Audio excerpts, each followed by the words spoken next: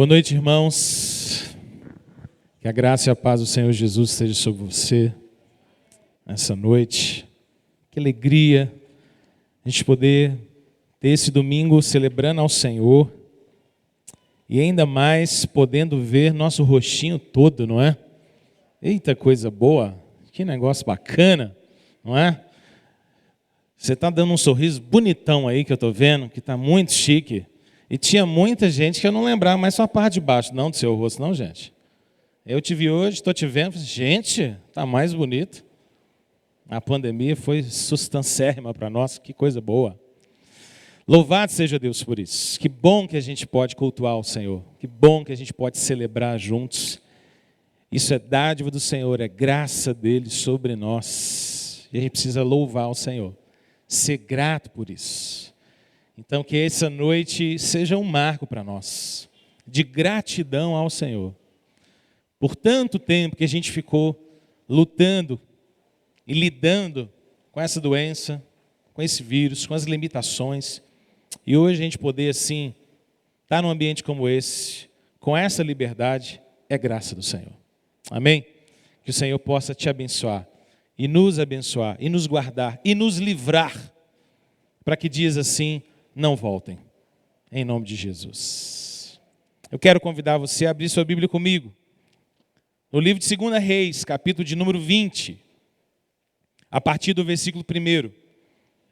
Hoje nós começamos uma série de mensagens no nosso mês da família. Esse é um mês tão especial. Eu amo quando a gente chega a esse mês. É um mês em que mais enfaticamente e mais insistentemente nós falamos, pregamos, refletimos a respeito da importância que é a nossa família. E esse mês de maio de 2022, o tema que Deus colocou no nosso coração é falar sobre edifique a sua família. O tema vem com um quê de imperativo, um quê de ordem, um quê de dever. Edifique a sua família. Um chamado para mim e para você, edificarmos a nossa casa, edificarmos a nossa família, edificarmos os nossos relacionamentos, edificarmos casamentos, porque se eu e você não estivermos engajados em edificar a nossa casa, então a nossa casa e a nossa família está em apuros. Está em apuros. Eu e você precisamos edificar o nosso lar. Eu e você precisamos edificar a nossa família. E hoje eu queria abrir essa série de mensagens com uma palavra muito simples, mas muito simples e muito direta para o meu coração e o seu coração.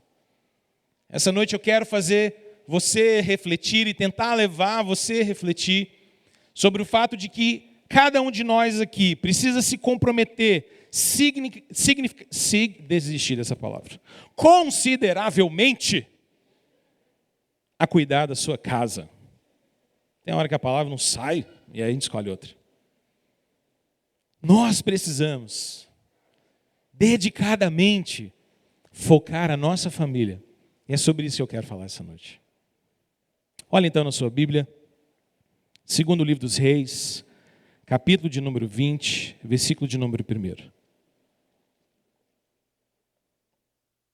Vamos ficar em pé um pouquinho? Vamos ler esse texto junto? Vamos aproveitar que hoje nós vamos poder ouvir sua voz. Nós vamos ler juntos então, uma só voz, todo mundo, do versículo 1 até o 11. Beleza? Então vamos embora. Diz assim a palavra do Senhor: naqueles dias, Ezequias adoeceu de uma enfermidade mortal. Veio ter com ele o profeta Isaías, filho de Amós, e lhe disse: assim diz o Senhor, põe em ordem a tua casa, porque morrerás e não viverás. Então virou Ezequias o rosto para a parede e orou ao Senhor, dizendo: lembra-te, Senhor, peço-te, de que andei diante de ti com fidelidade, com inteireza de coração, e fiz o que era reto aos teus olhos. E chorou muitíssimo. Antes que Isaías tivesse saído da parte central da cidade, veio a ele a palavra do Senhor, dizendo: volta e dize a Ezequias, príncipe do meu povo, assim diz o Senhor, o Deus de Davi, teu pai: ouvi a tua oração e vi as tuas lágrimas, eis que eu te curarei. Ao terceiro dia subirás à casa do Senhor. Acrescentarei aos teus dias 15 anos, e das mãos do rei da Assíria te livrarei, a ti e a esta cidade. E defenderei esta cidade por amor de mim e por amor de Davi, meu servo. Disse mais Isaías: tomai uma pasta de figos. Tomaram-na e a puseram sobre a úlcera, e ele recuperou a saúde. Ezequias disse a Isaías: qual será o sinal de que o Senhor me curará e de que ao terceiro dia subirei à casa do Senhor? Respondeu Isaías: ser-te-á isto da parte do Senhor, como sinal que ele cumprirá a palavra que disse. Adiantar-se-á a sombra 10 graus ou os retrocederá? Então disse Ezequias: é fácil que a sombra adiante 10 graus. Tal, porém, não aconteça. Antes, retroceda 10 graus. Então o profeta Isaías clamou ao Senhor e fez retroceder 10 graus a sombra lançada pelo sol declinante no relógio de Acás. Vamos fechar os olhos. Vamos orar mais uma vez. Você podia fazer uma oração agora, bem personalizada. Você podia, com os olhos fechados, dizer: Senhor, coloca ordem na minha casa. Senhor, cuida dos meus filhos, cuida das minhas gerações, guarda os meus netos, guarda meus irmãos, guarda os meus pais.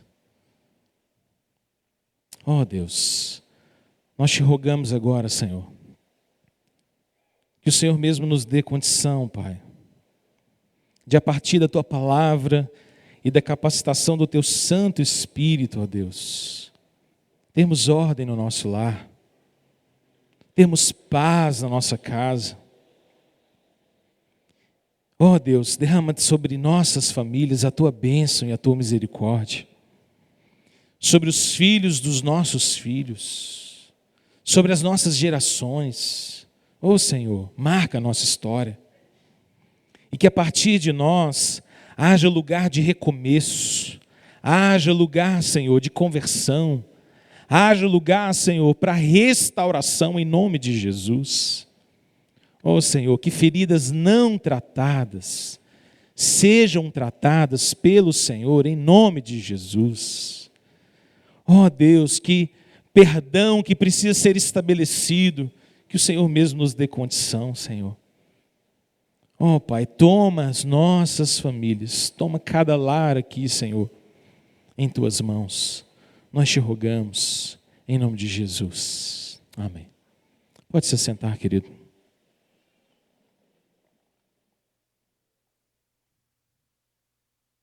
O texto conta para nós histórias sobre o adoecimento de um grande rei de Israel, Ezequias.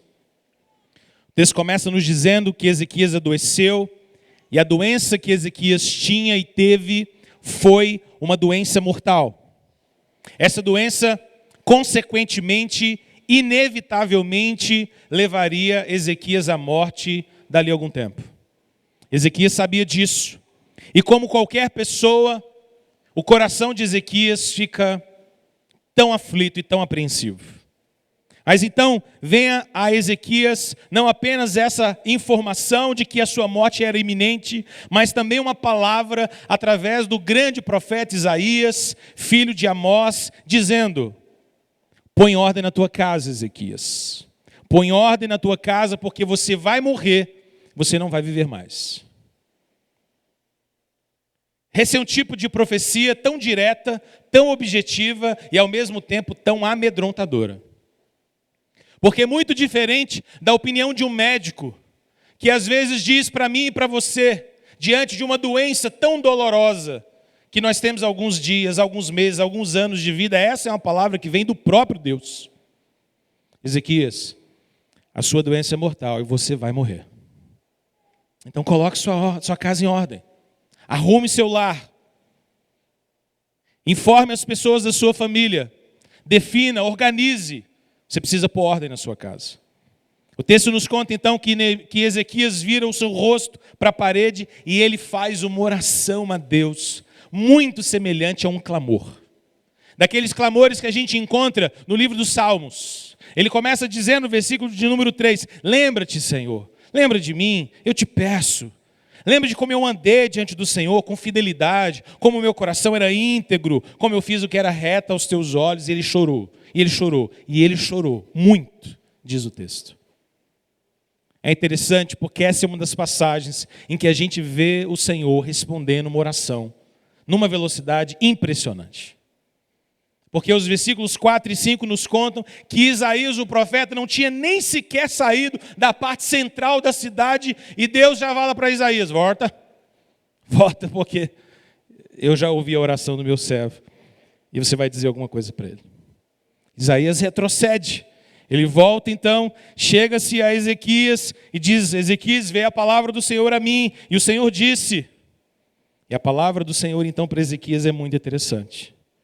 O texto nos diz que agora o profeta Isaías diz, olha, eu ouvi a tua oração. Eu vi as lágrimas que você derramou e eu vou curar você. E ao terceiro dia você vai subir à casa do Senhor. Não bastasse a notícia de que Ezequias seria curado, Ezequias tem ainda uma outra notícia da parte de Deus. Ele diz no versículo 6, não apenas eu vou curar você, mas eu vou acrescentar aos seus dias mais 15 anos de vida. Não é extraordinário isso? Ezequias, quando ouviu essa palavra, tinha seus 39 anos. Nós sabemos isso porque o capítulo de número 18, nos versos 1, 2 e 3, nos conta que Ezequias reinou em Judá durante 29 anos e começou a reinar quando tinha 25. Você faz o cálculo, 25 mais 29. O total da sua vida, então, tirando os 15 que ele ganhou, faz com que Ezequias estivesse nessa altura, 39 anos. 39 anos. E a morte era iminente diante dele. Mas Deus concede a ele mais 15 anos de vida. Mais 15 anos de vida. E não apenas isso, o Senhor diz para ele, eu vou acrescentar 15 anos de vida, você vai ter mais 15 anos para poder servir como rei, mas além disso, eu ainda vou dar a você libertação do rei da Síria. O rei da Síria que estava se levantando contra Israel do norte, já os tinha levado para o cativeiro, e estava se levantando contra Judá.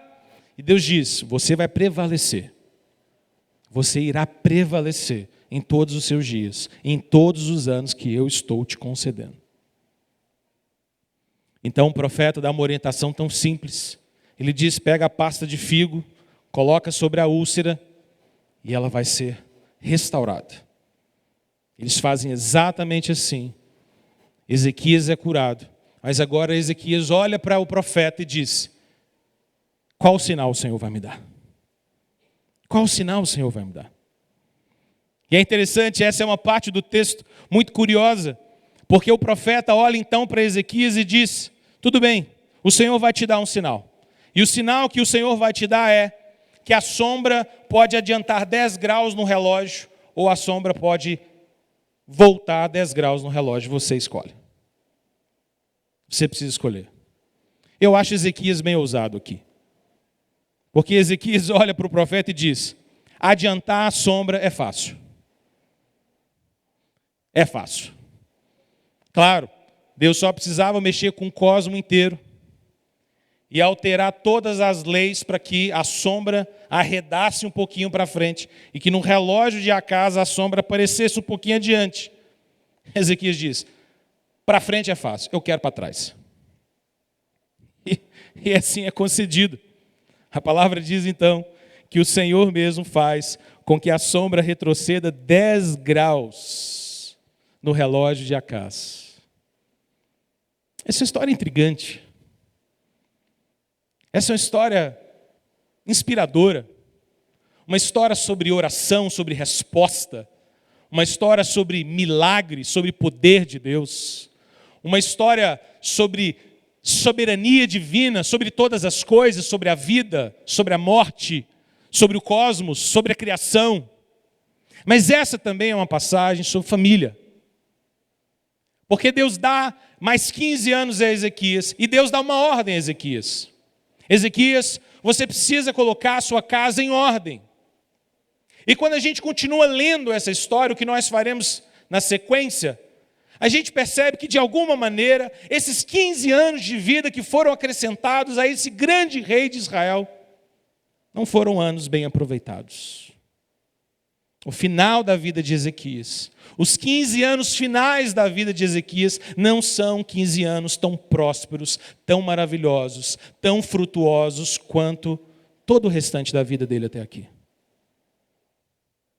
Quando a gente pensa por que Deus havia dado essa ordem para Ezequias, coloque sua casa em ordem, estabeleça limites da sua casa, organize seu lar. Eu fico pensando em algumas coisas que isso não significa. Às vezes nós ouvimos pregações e mensagens sobre esse texto, espiritualizando demais essa ordem, ou essa expressão, põe a ordem na sua casa. Mas eu quero te mostrar que não dá para a gente espiritualizar tanto assim. Porque primeiro, colocar ordem na sua casa não tinha nada a ver com alguma coisa que envolvesse o caráter de Ezequias. O texto não está falando sobre Ezequias ser mais crente, sobre Ezequias ser um homem mais cheio do Senhor, mais reto nos seus caminhos. Isso não pode ser. Por quê? Porque o capítulo de número 18, olha na sua Bíblia, versículo de número 3, nos diz que Ezequias fez o que era reto diante do Senhor, segundo tudo o que fizera Davi, o seu pai. O problema de Ezequias não era um problema de caráter. Quando Deus diz para Ezequias, coloca ordem na sua casa, Deus não está pensando no caráter de Ezequias, porque ele era um homem reto, porque ele era um homem justo. A palavra de Deus nos diz, por exemplo, no livro das Crônicas, em 2 Crônicas, no capítulo de número 32, que Ezequias era um homem que havia devotado seu coração a Deus. O problema de Ezequias não era um problema de caráter. Colocar ordem na casa não tinha a ver, então, com Ezequias se tornar um homem mais temente a Deus, mais reto. Não, isso ele já era. O texto também parece não indicar de que colocar a casa em ordem tivesse a ver com as obras de Ezequias. Como se Ezequias fosse um homem reto, mas que suas obras fossem fracassadas. Isso também não pode ser verdade. Olha na sua Bíblia de novo, ainda no capítulo 18, versículos 4 e 5. O texto descreve as obras de Ezequias dizendo, ele removeu os altos, ele quebrou as colunas, ele deitou abaixo o poste ídolo, ele fez em pedaços a serpente de bronze que Moisés fizera, porque até aquele dia os filhos de Israel lhe queimavam incenso e lhe chamavam Neustã. Confiou no Senhor, Deus de Israel, de maneira que depois dele não houve seu semelhante entre todos os reis de Judá, nem entre os que foram antes dele. O problema de Ezequias não tinha a ver com suas obras. Se você ler a narrativa em 2 Crônicas a respeito de Ezequias, você vai ver que esse homem foi extraordinário no seu tempo. Ezequias foi um grande instrumento de Deus para provocar um grande avivamento. Ele reabriu o templo, ele restaurou a adoração, ele purificou o altar do Senhor, ele celebrou a Páscoa, ele reunificou a nação, ele colocou e recolocou levitas e sacerdotes nos seus devidos lugares. Ele restaurou a entrega dos dízimos, a apresentação de ofertas diante do Senhor. Neemias foi um homem extraordinário no seu tempo.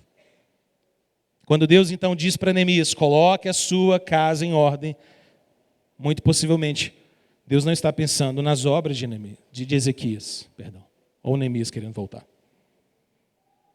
Deus não está pensando nas obras de Ezequias.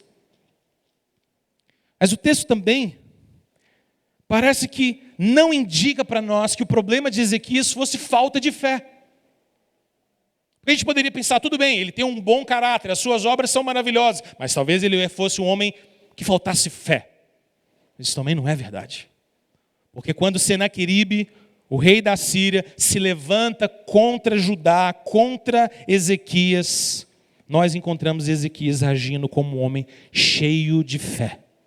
Olha comigo na sua Bíblia, capítulo de número 19 agora, versículos 14 em diante. Ele recebe uma carta de afronta, a carta do rei da Síria. E o texto diz, versículo de número 14: tendo Ezequias recebido a carta das mãos dos mensageiros, leu-a.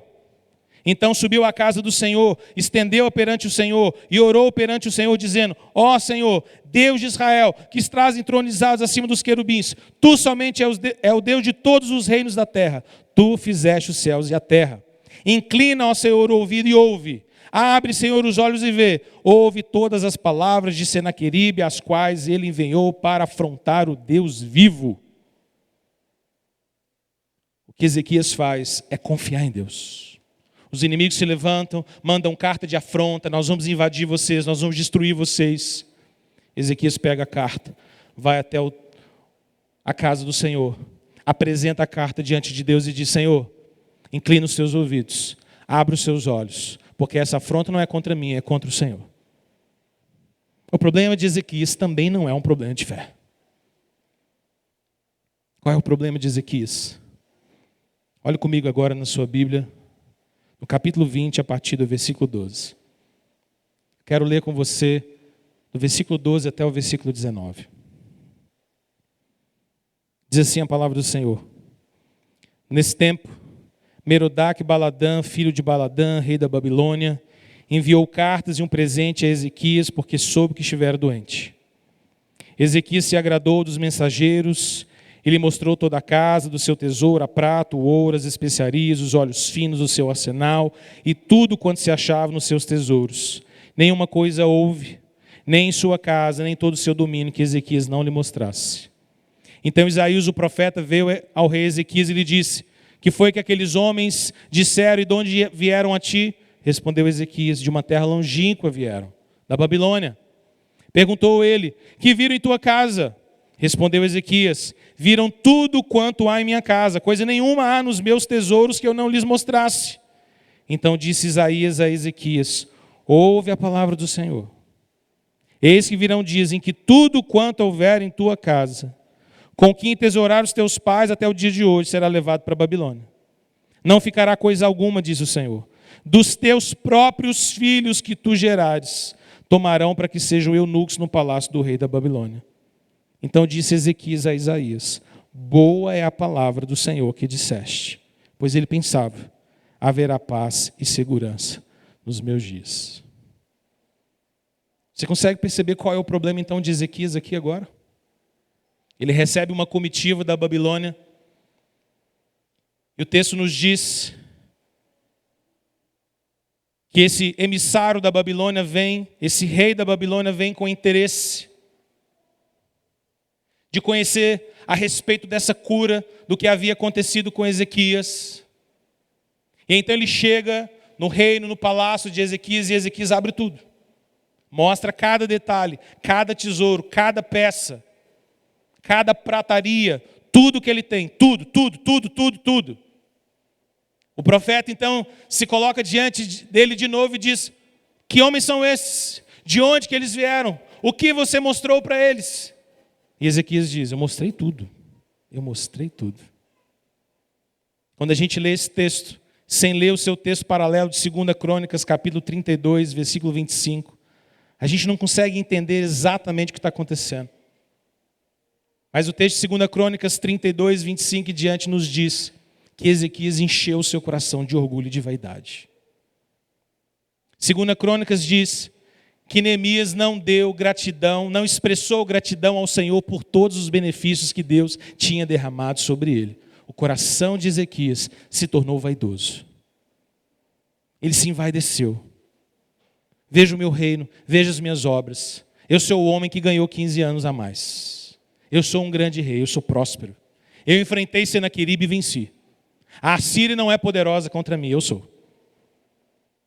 O coração desse homem se envaideceu. Esse é o primeiro erro de Ezequias, mas não o único. Porque na sequência do texto, e aqui eu quero chegar no ponto central dessa mensagem de hoje, por causa da dureza do coração e por causa da vaidade do coração, o profeta Isaías tem uma outra mensagem para Ezequias, que começa no versículo de número 17. O profeta diz: prepare-se, porque estão para vir dias que todos esses tesouros serão levados. Esse pessoal da Babilônia que veio aqui te visitar será o mesmo povo que vai agora te levar para cativeiro. Eles vão te roubar, eles vão te destruir. E não apenas isso. Versículo 18, o profeta dá uma palavra tão dura, tão forte, tão pesada. Ele diz: eles pegarão seus próprios filhos, os filhos que você vai gerar, Ezequias, e a descendência deles, e vai tomar e levar esses meninos para serem eunucos no palácio do rei da Babilônia. Lá eles serão castrados, lá eles serão humilhados, lá eles serão escravizados. Tudo isso por causa da dureza do seu coração.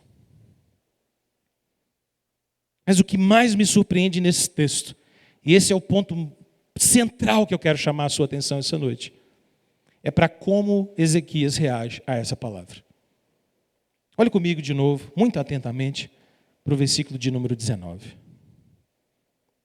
Porque ao ouvir essa palavra tão dura sobre os seus filhos e os filhos dos seus filhos, Ezequias diz assim a um profeta: boa é a palavra do Senhor. É aquele tipo de momento em que a gente está lendo o texto e você fala: não, Ezequias, isso aqui não faz sentido. Essa palavra não é boa.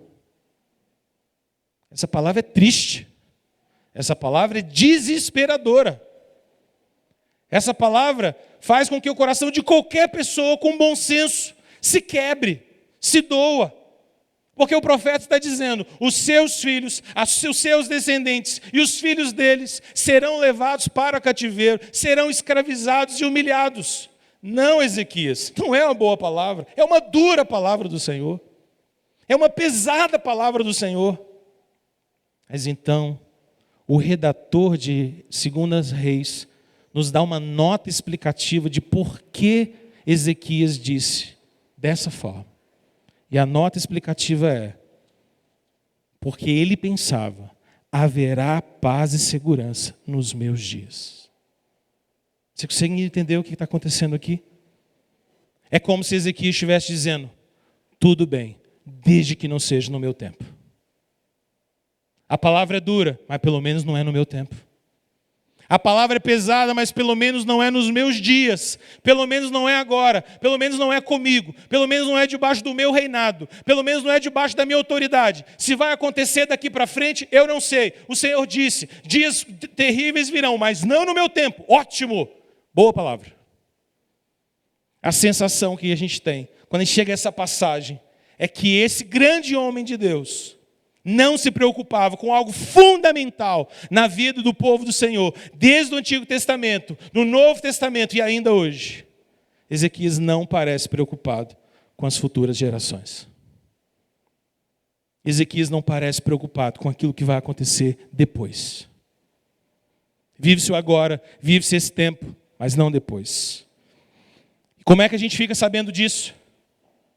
Porque quando você abre a página da sua Bíblia no capítulo seguinte, capítulo de número 21, nós nos deparamos com um filho de Ezequias chamado Manassés. E Manassés foi o pior rei de Judá. Manassés não foi apenas um rei desastroso, ele foi um rei iníquo, ímpio, endemoniado, possesso. As atrocidades que Manassés fez em Judá são terríveis. São terríveis. Se você olhar na sua Bíblia, o texto diz a partir do versículo 2 do capítulo 21, que Manassés, filho de Ezequias, fez o que era mal perante o Senhor, segundo as abominações dos gentios. O texto diz no verso 3, que ele voltou a edificar os altos que Ezequias, o seu pai, tinha destruído. Levantou altares a Baal, fez poste ídolo, se prostrou diante deles, edificou altares dentro da casa do Senhor. Dentro da casa do Senhor. O texto diz no versículo de número 6 que Manassés chegou ao extremo de queimar o seu próprio filho como sacrifício. Isso é Manassés. Mas sabe o que me chama a atenção? É porque o capítulo 21, verso 1, diz que Manassés tinha 12 anos de idade quando começou a reinar em Judá. E agora eu preciso que você faça uma conta matemática. Deus deu quantos anos para Ezequias? 15. Ezequias morre, o seu filho começa a reinar. O seu filho tem 12. Isso quer dizer que Ezequias teve Manassés 3 anos depois que Deus havia curado. Deus deu 15 anos para Ezequias preparar um sucessor para o trono de Judá. Quando um menino de 12 anos sobe no trono de Judá, ele é um menino tomado pela iniquidade do seu coração. Ele é rebelde. Ele faz o que o seu pai fez, só que ao contrário. Ele tem ódio do Deus de Israel. Ele ama os ídolos. Ele perverte tudo. Ele queima seu filho sobre o altar. Irmãos, quando a gente olha para esse texto, a gente conclui então que Deus estava dizendo para Ezequias: Ezequias, põe ordem na tua casa. Eu vou te dar 15 anos para você ajustar isso. 15 anos. Prepare um sucessor. Discipule esse menino. Ele vai assumir o reinado no seu lugar. Irmãos, se eu e você recebêssemos a notícia de que nós só temos mais 1 ano de vida. 1 ano. Acabou. A sensação que a gente tem é de que nós olharíamos para esse 1 ano e diríamos: eu preciso fazer tudo de mais importante. Eu preciso focar no essencial. Eu preciso deixar o supérfluo de lado. Eu só tenho 1 ano. 365 dias. Nós não temos esse tipo de experiência na nossa vida. Nós não temos essa palavra de um profeta que chega a nós e diz: Deus está te dando mais 15. Mas Ezequias teve.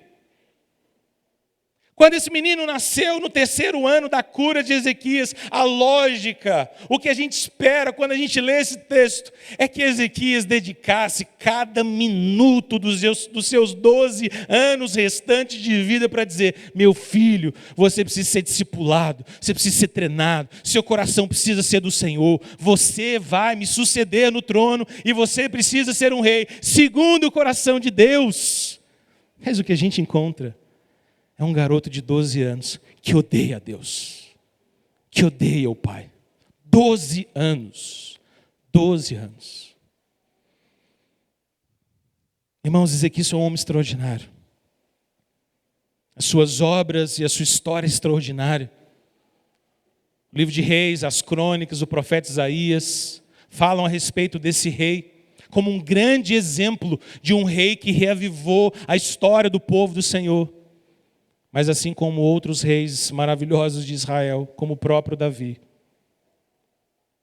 Ezequias é um sujeito que não focou nas próximas gerações. E aqui então, eu queria tirar algumas lições muito simples para a minha vida e para a sua vida. Porque assim como Ezequias, eu e você também somos chamados a colocar ordem na nossa casa. Nós também somos chamados a edificar a nossa família.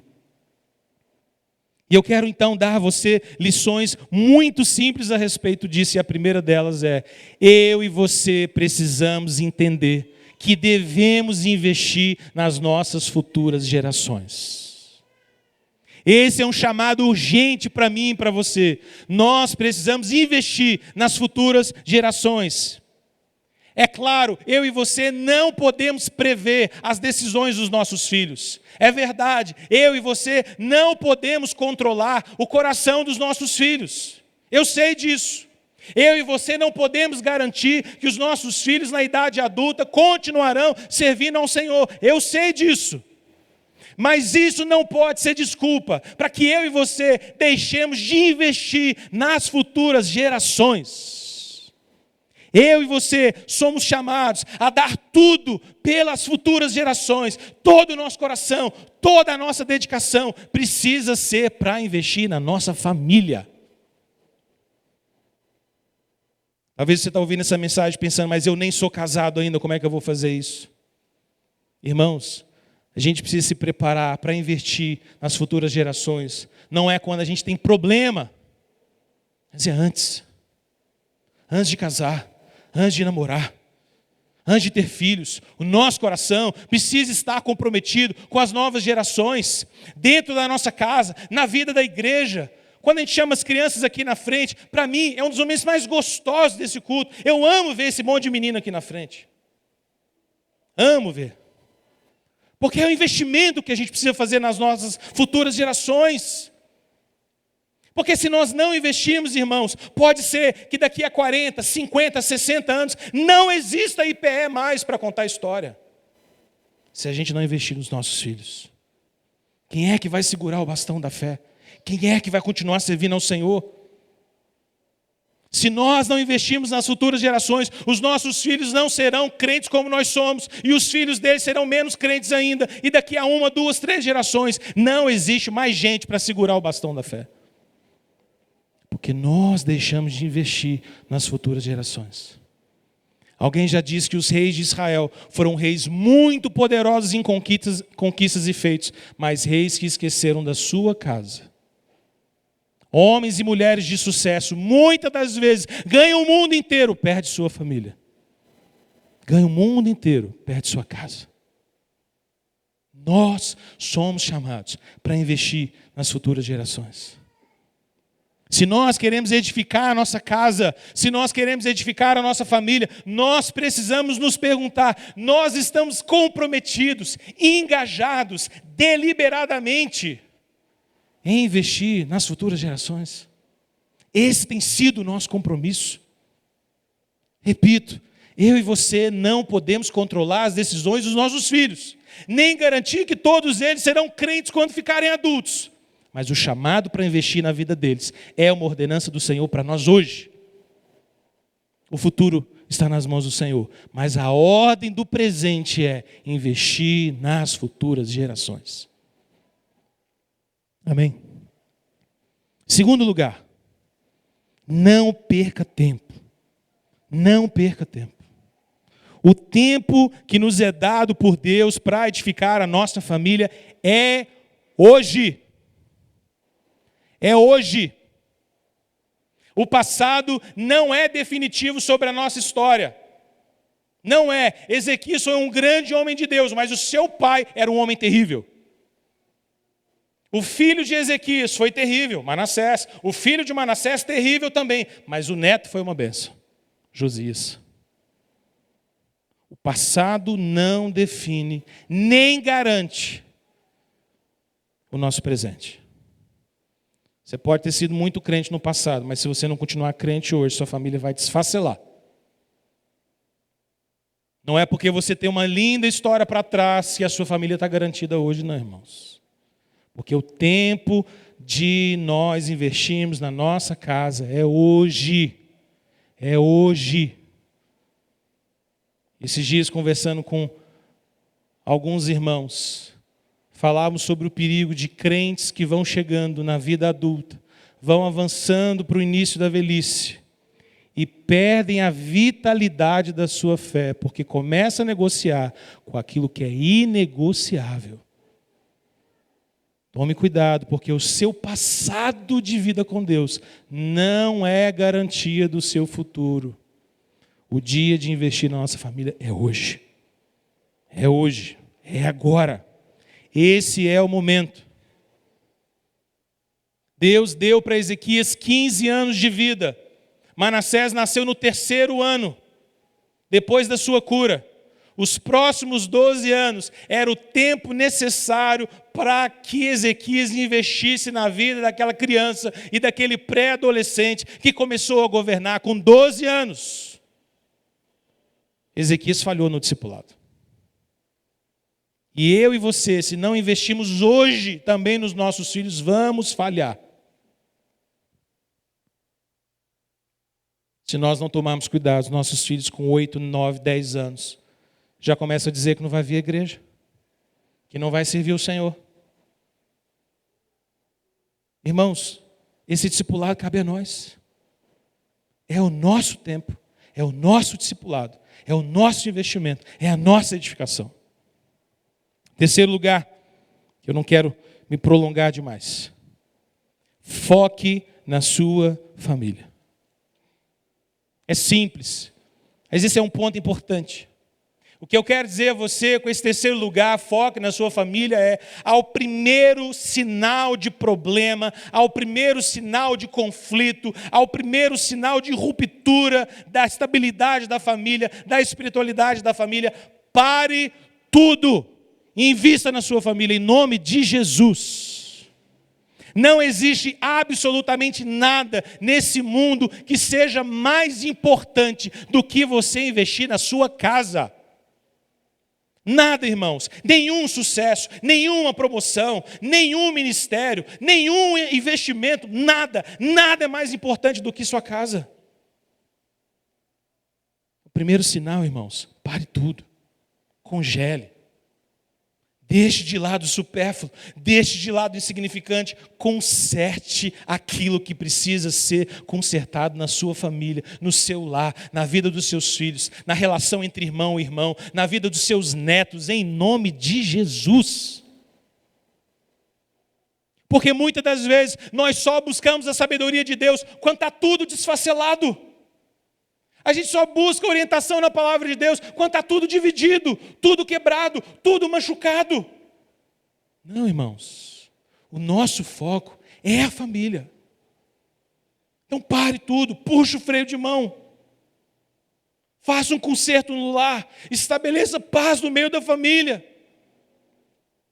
Se você estiver em casa no final de semana, juntou todo mundo e o clima não está legal, todo mundo começou a brigar, todo mundo está discutindo, o ambiente não está em paz, em nome de Jesus, levanta sua voz com autoridade, no temor do Senhor, diz: chega, vamos sentar, vamos ler a palavra de Deus, vamos orar, pede perdão aqui, pede perdão ali. Irmãos, a nossa família precisa ser prioridade. Isso talvez seja no seu casamento. Isso talvez seja na relação de você com seus irmãos. Isso talvez seja no seu relacionamento com seus filhos já casados. A vida dos seus netos. Irmão, não deixe para depois. 12 anos passa assim, ó. E um Manassés que odeia o pai, um Manassés que odeia o Deus do seu pai, pode surgir com 12 anos. Pare tudo. Pare tudo. Priorize a sua família.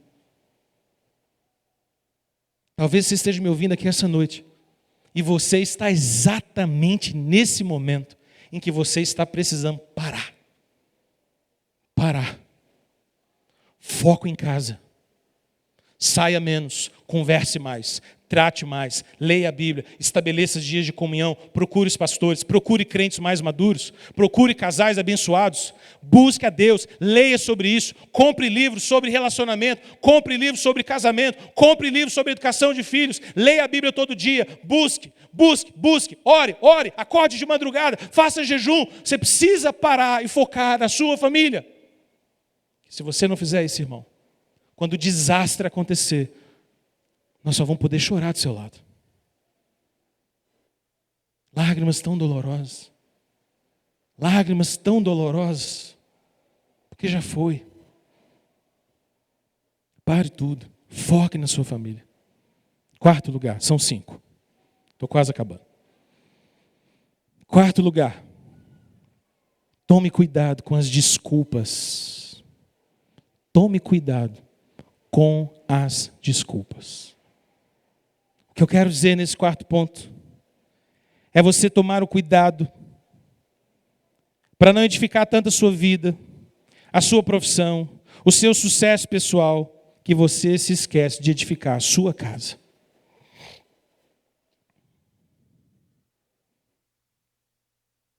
Talvez seu filho esteja ansiando o dia que você vai sentar para brincar com ele no chão um pouquinho.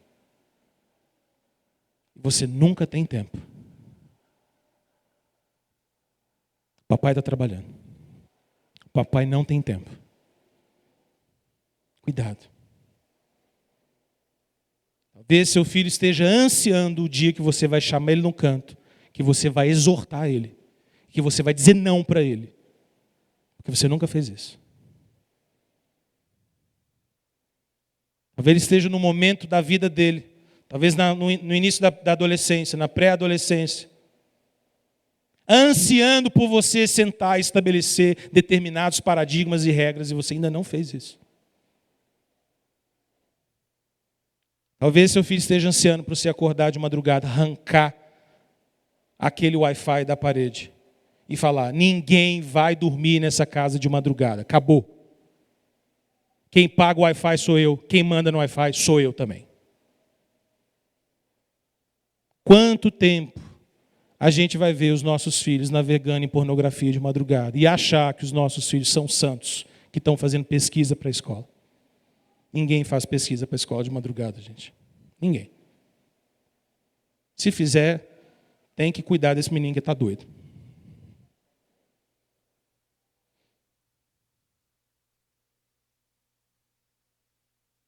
Irmão, cuidado com as desculpas.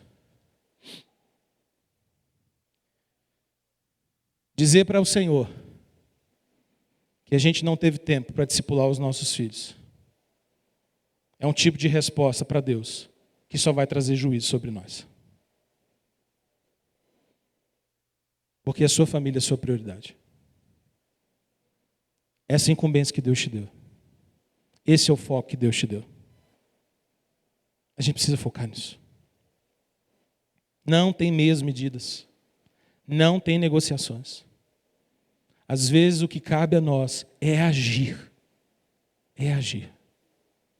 Eu fico pensando se Ezequias deu algum couro bem dado no Manassés. Esse menino deve ter começado com essas ideias erradas, ele não tinha nem 12 anos. Começou a curtir os ídolos errados. Tinha uma quedinha para o Baal. Você tem uma quedinha para o Baal? Então vem cá, vou te mostrar então. O poder da palavra do Senhor. Primeiro dá uma chicotada boa para você acordar. Depois eu te explico por que está errado isso aqui. Irmãos, cuidado com as desculpas. No altar do sucesso tem muita família sendo sacrificada. No altar da vaidade pessoal tem muita família sendo sacrificada. Tem muitos filhos que não têm atenção, que não têm discipulado, que não têm acompanhamento, que não têm um não. Eu e você precisamos tomar cuidado para não ganharmos o mundo inteiro e perdermos a nossa família. Em último lugar, quinto lugar, para a gente terminar. Abrace a graça de Deus. Abrace a graça de Deus sobre sua família. Perceba os 4 primeiros pontos. Eu apertei você de todos os lados. O primeiro, invista nas futuras gerações. O segundo, não perca tempo. O terceiro, foque na sua família. O quarto, cuidado com as desculpas. Mas o quinto é um ponto de graça. Abrace a graça de Deus sobre sua família. Por que esse ponto é importante? Porque mesmo quando eu e você falhamos, e nós vamos falhar, Deus torna mal em bem. E Deus continua dirigindo a nossa história. Tem um punhado de coisa na nossa vida que a gente colhe sem nunca ter plantado. Isso é graça de Deus. Você nunca investiu, mas Deus te permitiu colher. Tem coisas na vida dos seus filhos, se você já tem filhos crescidos, que você olha e diz: isso aí não fui eu que ensinei, isso é graça de Deus.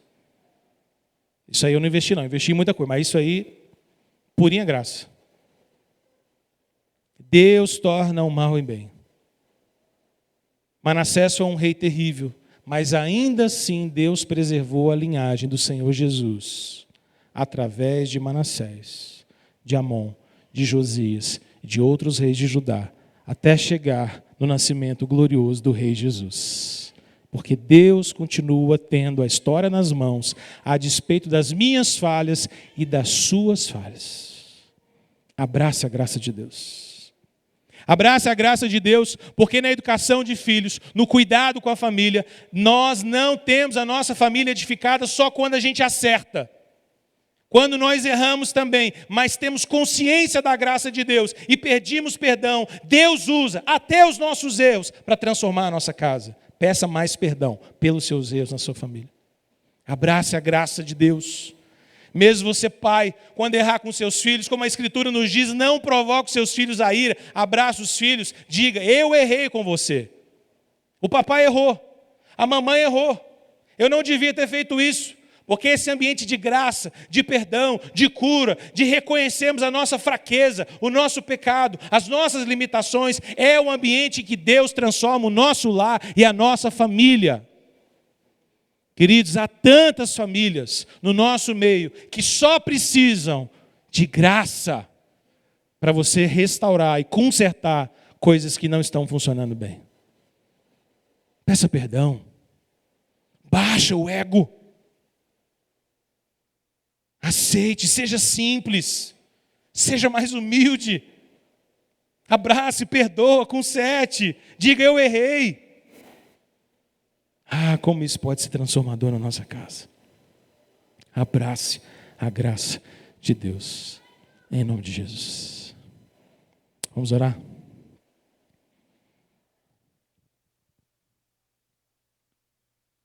Querido, ora pela sua casa, ora pela sua família agora, em nome de Jesus.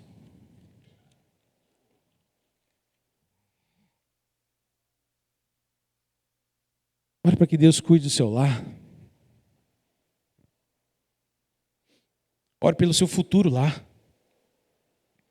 Ore para que Deus já te dê um coração pronto para edificar uma família. Ore para que Deus hoje possa ministrar graça no seu lar, na sua casa. Peça ao Senhor em nome de Jesus. Ó Deus soberano, nós clamamos ao Senhor nesse momento. Que Tu possas, Deus, tomar a nossa vida, tomar nossos lares, nossa casa, nossa família, na Tua presença, Senhor. Ó Deus, livra-nos, ó Pai, de esquecermos das nossas gerações, de esquecermos dos nossos filhos, de esquecermos do nosso lar, da nossa casa.